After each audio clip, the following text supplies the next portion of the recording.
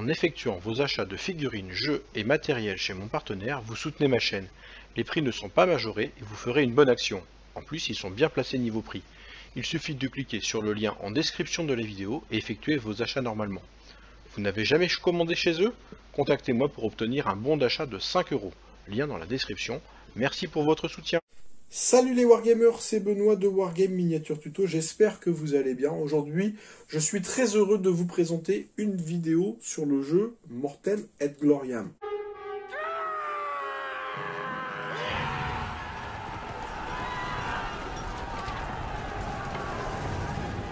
À la vision de cette jolie boîte de base, donc qui a été réalisée par Simon Hall. Alors pour Simon Hall, pour ceux qui ne connaissent pas, c'est un des créateurs du jeu Field and Glory.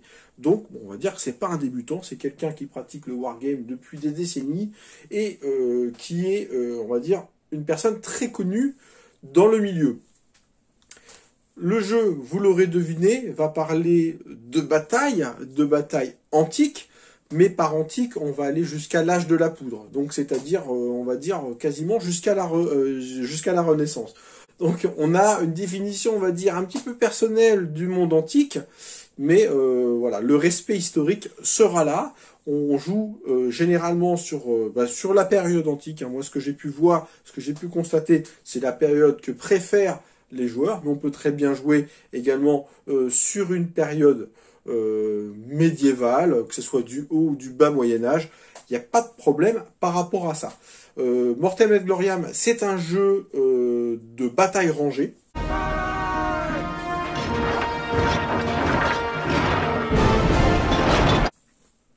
Qui peut se jouer dans trois formats différents. Alors, je vais vous retourner la boîte, on va regarder ça un petit peu plus en détail. Vous avez le format Maximus. Le format Maximus vous permet de jouer de 70 à 100 bases sur un jeu qui dure à peu près 3 heures. Alors, ça se joue en figurine de 15 mm. Magna, alors je dis en 15 mm, c'est pas une obligation. Le format Magna, il se joue cette fois-ci en 28 mm, c'est bien indiqué, avec de 40 à 60 bases sur un format de 2 heures. Et le format Pacto, qui est un des formats les plus utilisés d'après ce que j'ai pu voir. Ça utilise, on va dire, entre 20 et 30 bases. Généralement, ça se joue en 15 mm et la partie dure moins de 90 minutes. Donc on va dire que c'est un jeu qui est vraiment idéal en tournoi, mais également au club, si vous voulez enchaîner plusieurs parties et se challenger comme ça un petit peu entre joueurs.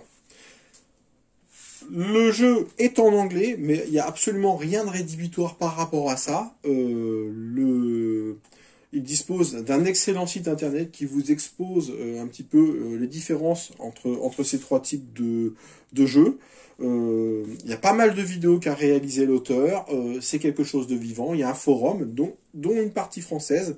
Donc une communauté qui est bien vivante et qui est plutôt active, et le jeu a tendance à se développer en France, et ça je trouve que c'est une bonne chose. Le fait que le livre de règles, je ne vous cache pas que pour moi, c'est une petite déception, parce que il faut savoir que les jeux qui proposent une version française sont ceux qui percent le plus dans notre pays, parce qu'on est un petit peu toujours étanche à la langue de Shakespeare, mais on arrivera toujours à se débrouiller avec ce jeu-là, et je vais vous donner déjà quelques explications. Je ne vais pas rentrer forcément dans le détail du jeu. Le but est déjà de faire une unboxing et de vous présenter les principes généraux du jeu. À partir de là, vous pourrez vous faire votre propre idée à travers d'autres vidéos, et notamment, comme je vous le disais, allez voir le site du jeu, mais également la page Facebook. Vous pourrez poser des questions et franchement, on pourra vous y répondre très facilement. C'est une communauté de passionnés, de joueurs de figurines historiques, donc pas de problème par rapport à ça. Ils ne demandent qu'une chose, c'est justement de vous aider pour pouvoir trouver de nouveaux partenaires de jeu. On remarquera ce petit logo ici. On va dire que Plastic Soldier Company, alors pour ceux qui connaissent déjà, produit déjà pas mal de figurines plastiques, et c'est un partenariat donc avec donc Simon Hall qui a permis ça. Un partenariat un petit peu intéressant, parce que Plastic Soldier Company va nous proposer des starter sets d'armées tout prêt à jouer, alors sachant qu'on peut jouer avec les figurines qu'on veut, mais eux se proposent de vous proposer des starter sets à des prix qui sont plutôt intéressants, puisqu'il s'agit de figurines plastiques. On va regarder un petit peu ce qu'il y a là-dedans, et je vais retourner ça, je vais tout simplement ouvrir ça, et on va regarder un petit peu ce qu'il y a dans cette boîte de base. La boîte de base, si elle vous intéresse, je vous mettrai un lien en description sur une boutique française, c'est la boutique Philibert, qui propose ce jeu. Donc déjà, on a un joli petit sac CCC Games. CCC, c'est, on va dire, l'acronyme de Color Command Combat, donc le système de jeu de dés, on va dire, qui va résoudre les combats et le système de commande. Donc c'est voilà, c'est un joli petit clin d'œil, c'est un joli objet. On a des règles de déplacement, alors je ne vais pas m'amuser à vous les déballer, vous savez parfaitement ce que c'est, en fonction, voilà, plusieurs règles de distance, et qui vous aideront à déplacer les unités et également à résoudre les charges. Des dés colorés, parce que le jeu se base sur un système de couleurs. C'est ce qui fait toute son originalité, mais ce qui fait également qu'il le rend très accessible. Alors les dés, plutôt de bonne facture, c'est des dés plastiques. Et sur ces dés, vous avez plusieurs. On va regarder, hop.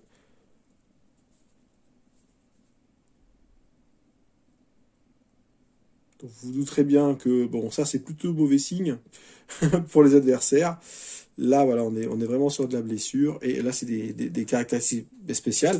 La différence entre ces dés, hormis la couleur, c'est que y a des dés qui ont beaucoup de faces blanches, donc beaucoup de jets nuls, hein, où il n'y aura pas d'effet, et des dés qui sont, au contraire, très remplis, hein, comme ce dé jaune.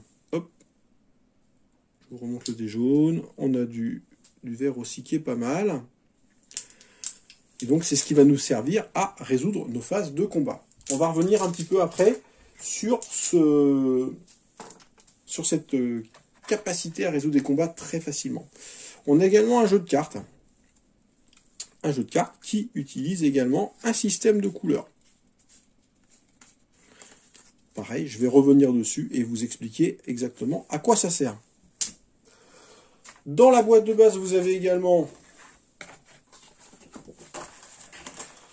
deux Quick Reference Sheets, donc on va dire des feuilles de référence, hein, tout simplement, qui sont plutôt complètes et qui sont recto verso.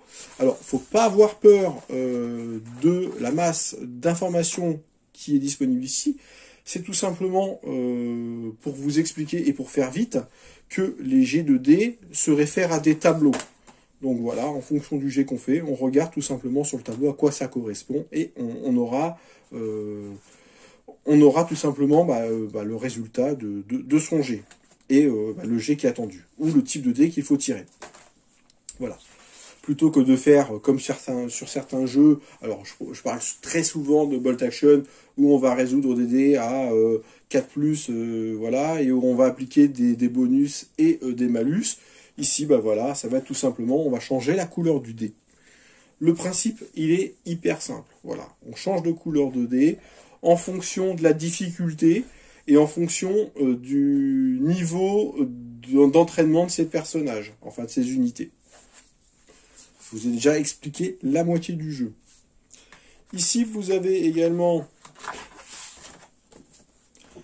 alors une petite feuille qui a la particularité de pouvoir se lire dans les deux sens. Donc, c'est une feuille au niveau des terrains pour parler un petit peu des déplacements. Parce qu'on va se déplacer forcément. Le but est d'aller au contact. On a un système de pré-bataille. Alors ça, je trouve ça hyper intéressant. Il est expliqué sur cette feuille. Le système de pré-bataille, on va dire que avant la bataille, on va envoyer quelques éclaireurs épier un petit peu notre adversaire. Et toute cette phase, on va dire, pré-bataille, qui se résout assez rapidement, va donner des avantages à une des équipes par rapport à l'autre, notamment en termes de terrain, en termes de connaissance des unités adverses. Donc voilà, ça va apporter quelques avantages et ça va rajouter un petit peu de piment au jeu. Et ça, je trouve ça plutôt rigolo. Et en plus, ça se fait plutôt rapidement. Donc c'est plutôt une bonne chose. Donc encore une fois, recto verso. Voilà, là on est vraiment sur la table des terrains. On était sur la table des déplacements tout à l'heure. On est sur la table des terrains. Donc ça vous explique pas mal de choses. Quelques tokens ici. Voilà, deux couleurs. Des pions, tout simplement, qui vont vous permettre de marquer le terrain. D'autres pions qui vont vous permettre de signaler donc, les unités qui sont touchées très certainement. Et enfin donc le livre de règles. Alors le livre de règles, il est épais et il est plutôt bien rédigé. On va regarder ensemble un petit peu ce qu'il y a dedans. C'est un bel objet déjà, on voit pas mal de choses. Alors il faut savoir que ce jeu, il est quand même plutôt apprécié à travers le monde. Il est de plus en plus joué et la communauté française a tendance à se développer. Donc ça, on va dire que c'est plutôt un bon signe. Il y a pas mal de... Alors c'est un jeu compétitif, donc il y a pas mal de compétitions qui sont organisées à travers le monde. Et Simon Hall, qui est juste ici, et voilà, il est vraiment porteur au niveau de son jeu. Il n'hésite pas à répondre directement aux questions. Moi, à la base, je ne l'avais pas du tout contacté pour ça. C'était pour autre chose. C'était dans le cadre de sollicitation d'un partenariat avec une boutique en Angleterre pour voir un petit peu ce qu'il proposait en figurine. Et c'est là qu'il m'a parlé de son jeu qu'à la base, je ne connaissais pas et que j'ai appris à découvrir. Au niveau des illustrations, de superbes illustrations, et beaucoup de mise en situation. Donc là, on vous parle de 3 jeux. Donc vous voyez, on est déjà à la 13e page. On en est encore sur les 3 jeux, donc avec de très très jolies photos illustrées, des illustrations, des photos en partie. Donc voilà, les objectifs de l'auteur. Donc on voit très honnêtement qu'il y a eu du temps qui a été passé pour rédiger cette règle, qu'elle ne sort pas de n'importe où. Un des avantages de ce jeu, c'est également qu'on propose des listes d'armées totalement gratuites. Donc elles sont disponibles via leur site. Donc on vous donne comment constituer sa liste d'armées. On peut faire également des campagnes. On parle de... Alors, je vais feuilleter rapidement le livre devant vous, parce que très honnêtement, c'est pas un jeu que je pratique. J'ai mis beaucoup de temps à m'imprégner du jeu parce que la barrière de la langue fait que moi je voulais vraiment être sûr de ce que je vous présente aujourd'hui.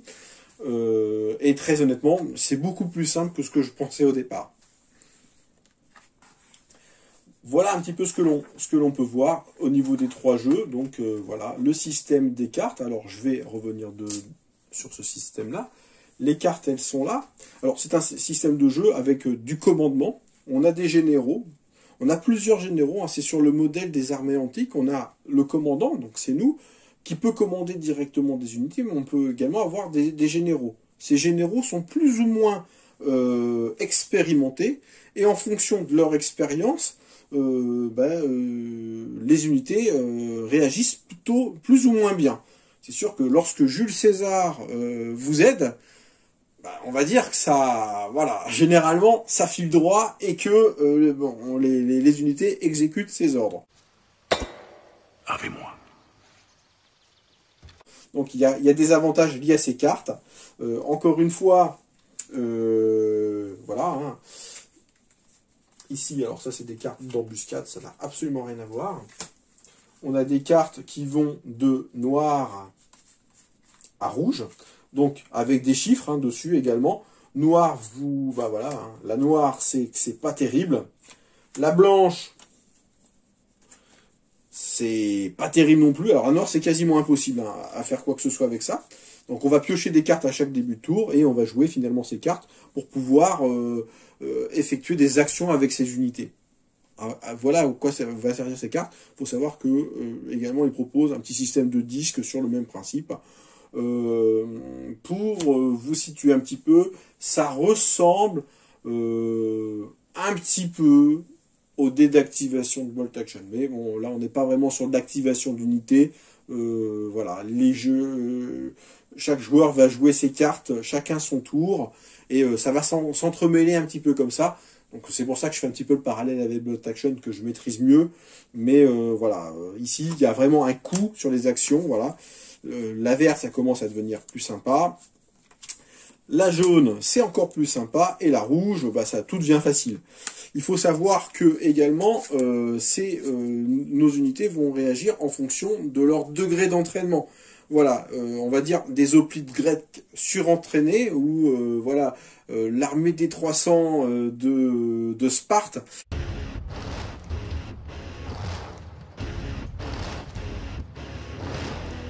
Vont réagir très très bien aux ordres et pour eux ça sera beaucoup plus facile de les commander. C'est-à-dire que si je prends une unité par exemple très bien entraînée, on va dire que je vais avoir besoin d'un 2 pour faire quelque chose d'assez compliqué.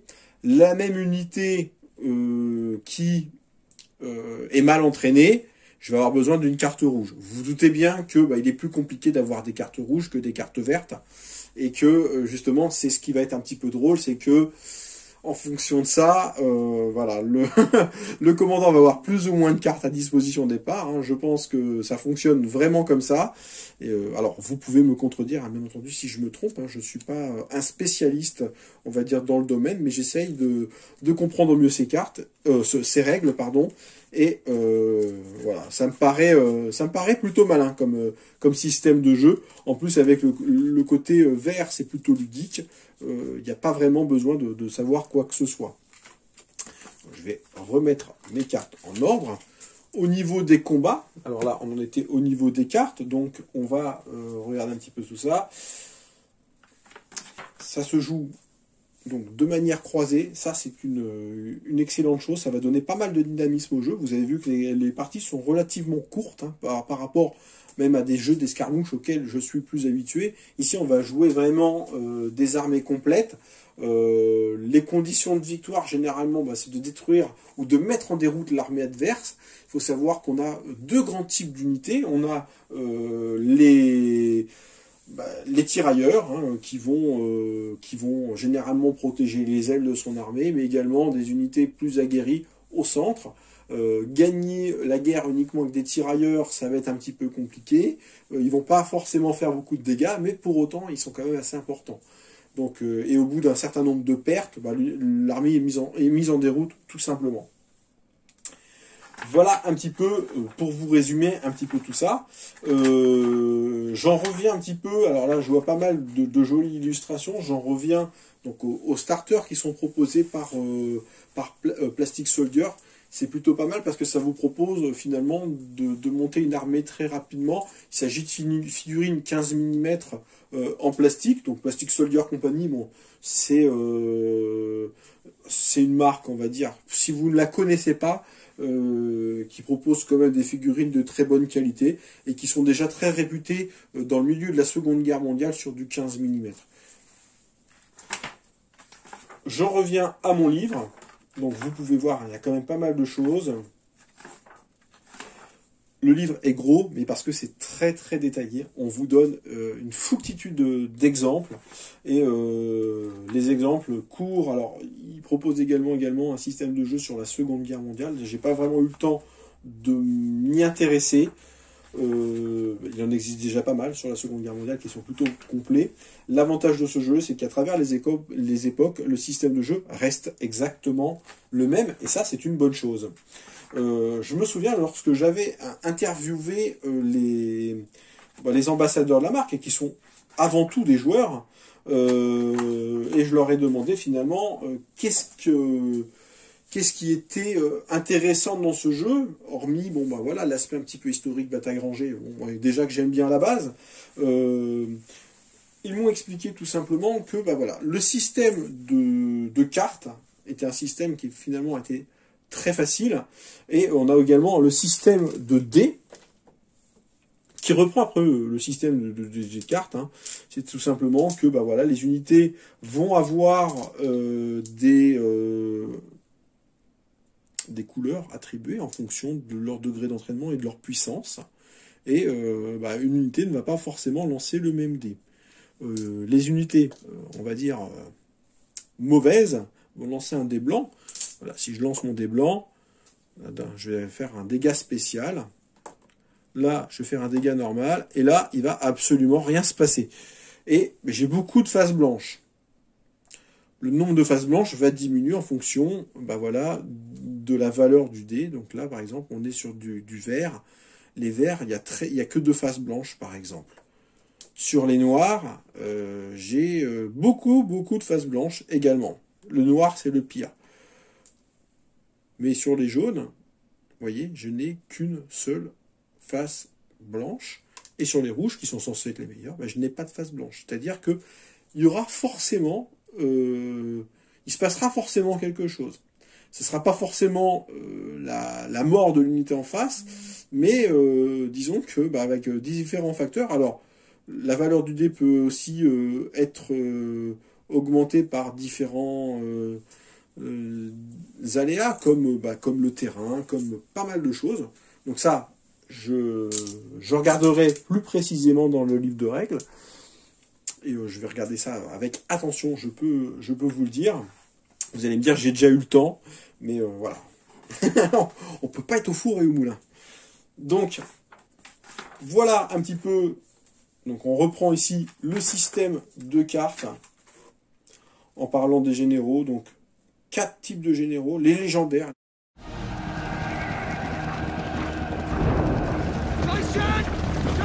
Les talentueux, les compétents et les médiocres. Vous voyez, mon super niveau d'anglais me permet de traduire ça en simultané. Et un médiocre, le médiocre, il a le droit à 2 cartes, et un légendaire, il en a le droit à 5. Pour répondre à la question que je me posais tout à l'heure. Donc, très franchement, c'est bien expliqué. Il y a beaucoup de schémas qui vous expliquent tout ça. Donc, voilà, c'est un livre qu'on peut regarder. Il ne faut pas être non plus trop réfractaire à l'anglais. Parce que, comme je vous dis, il y a quand même pas mal d'explications. La communauté peut vous aider à comprendre, mais bon, il y a beaucoup de choses. L'auteur a voulu vraiment partager. On voit que c'est un livre de règles qui est généreux, et ça c'est important. Et puis c'est un bel objet, ça c'est pas anodin. Donc on vous explique les mouvements, les différents types de mouvements qui existent. Parce que vous vous doutez bien que des unités de tirailleurs ne se déplacent pas de la même manière que des unités, on va dire, en rang. Donc, encore une fois, beaucoup de choses. Le système de charge, bien entendu, ça c'est quelque chose qu'on retrouve dans tous les jeux de bataille, on va dire, rangés. La phase de combat, avec le fameux système 2D, on va vous expliquer les résultats du combat. Donc, si je reprends un petit peu les différents items, bon, la tête de mort amène peut-être à une... alors, je dis peut-être des bêtises, vous m'arrêtez si je le dis. La tête de mort, logiquement, amène à une destruction de l'unité. Les flèches et le glaive entrecroisé amènent à une blessure. Et le S, ce sont des combats, des dégâts spéciaux. C'est marqué ici en même temps. If you roll a skull, you have a skill. Donc là, si j'ai ça, c'est que je détruis l'unité adverse. Il n'y a pas de système de points de vie ou quoi que ce soit. Voilà, j'ai ça, je tombe sur mon crâne, l'unité adverse est détruite. Quel que soit le nombre de personnages qu'il y a sur les bases. Les bases, elles sont fixes. Il n'y a pas à retirer ou à rajouter des personnages. Et ça, c'est plutôt une bonne chose. On n'est pas sur un système à la Warhammer Battle où, voilà, j'ai fait 3 dégâts, je te retire 3 gars, mais bon. Voilà, c'est beaucoup plus rapide, c'est beaucoup plus simple. Et donc, voilà. Le système, donc toujours sur les dés, donc l'épée et la flèche. Hop.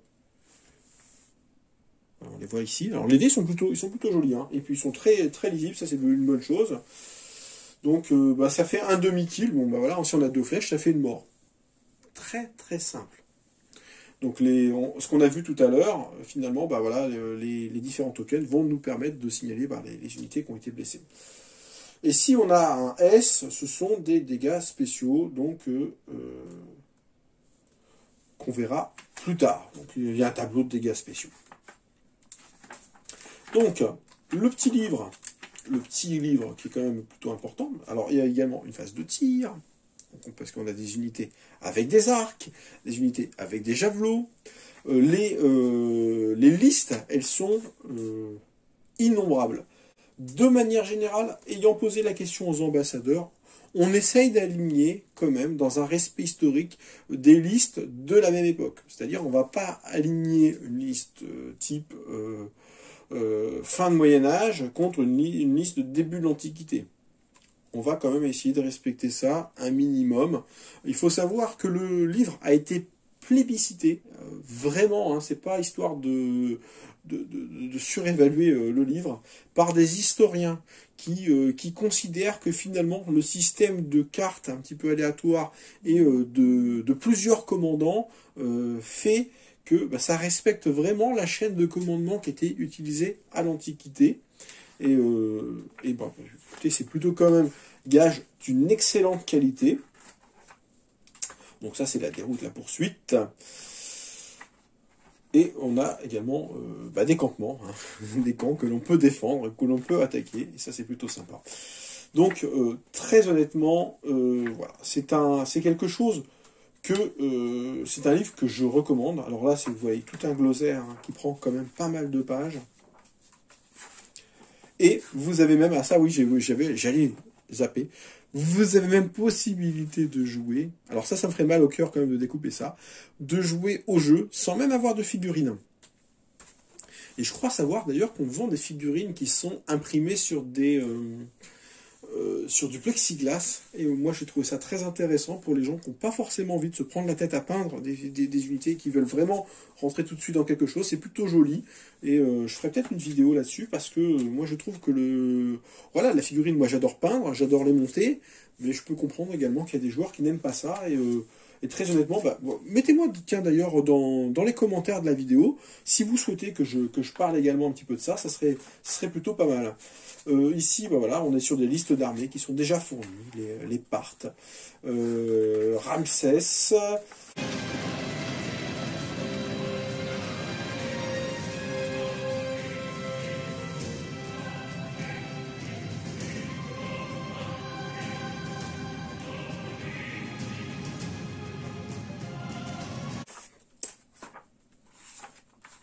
les Romains, les Gaulois. Il y en a encore beaucoup, hein. Les Perses, les Byzantins. Donc ça, très honnêtement, ça va peut-être vous donner envie. On retrouve, alors, pour vous dire que le livre est généreux, là, les feuilles que je vous ai présentées tout à l'heure, les feuilles de référence, elles sont également dans le livre. Le système de jeu, il a fait ses preuves, il existe maintenant depuis quelques années. Très honnêtement, voilà, c'est pour tout joueur historique, ce jeu, je pense qu'il devrait vraiment vous plaire. Le conseil que je peux vous donner, c'est déjà d'aller vous renseigner un petit peu sur le forum de Mortem et Gloriam, de poser des questions. Même si votre anglais est approximatif, vous pouvez le faire. Il y a des francophones sur ce forum. Il y a des ambassadeurs français qui se feront un plaisir de vous diriger vers des clubs qui pratiquent. Ils organisent régulièrement donc, des petits tournois. Ils font également des démonstrations. Donc voilà. Il n'y a plus de raison de ne pas se lancer dans ce jeu. Voilà. Les liens vous amenant vers ce jeu donc sur le site Philibert sont en description de la vidéo. Et pour les plus curieux, ça emmènera vers tout ce qui est de la marque Mortem et Gloriam. Et il propose également déjà pas mal de starters d'armées. Et j'en ai pas là sous la main, mais bon, pourquoi pas les présenter un jour. J'espère que cette vidéo elle vous a plu. Alors elle est un petit peu plus longue que d'habitude, mais bon, je voulais pas négliger un aspect du jeu, parce que très honnêtement, c'est un jeu qui mérite. J'ai mis, encore une fois, et je m'en excuse auprès des ambassadeurs et auprès de l'auteur, j'ai mis trop de temps pour pouvoir vous le présenter. J'aurais dû réagir un petit peu plus vite. Le jeu historique, ça reste, on va dire, dans l'ADN de la chaîne. Et voilà, ça c'est pour moi, c'est une référence. Alors on m'a parlé de plein de jeux. Voilà, il y a la concurrence, on va dire, est assez rude, hein, on va dire, sur le jeu historique, surtout à cette échelle.